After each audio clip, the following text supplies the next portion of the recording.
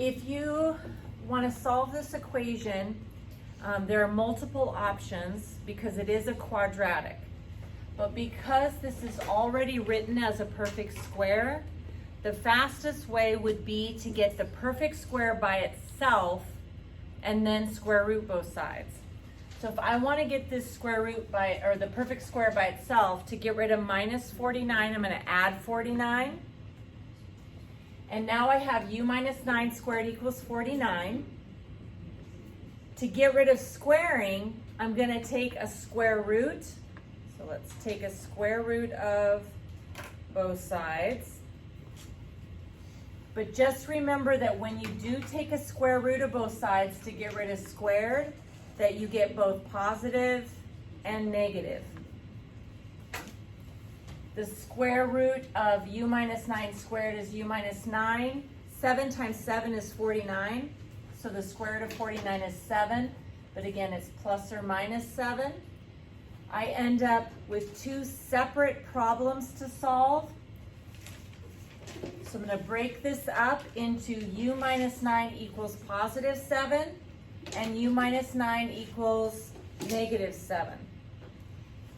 To finish solving this one, I'm going to get u by itself by subtracting 9. Or excuse me, to get rid of subtracting 9, I'm going to add 9. So let's add 9. 9 and 7 makes 16. So there's one of our answers.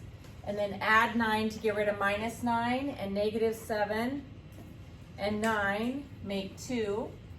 And so our answers are 16 and 2.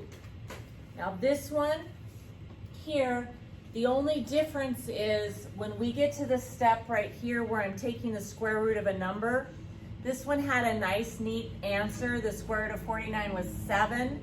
But the number that I'm going to be square rooting in this second example is not a perfect square. Okay, so we start off by getting the perfect square by itself. So I'm going to add 75 to both sides. And if I add 75 to both sides, I have u minus 10 squared equals 75. Now I'm going to get rid of the squaring by taking the square root.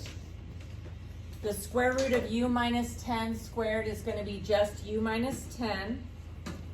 But remember, when I square root this side, I'm going to get the positive and the negative.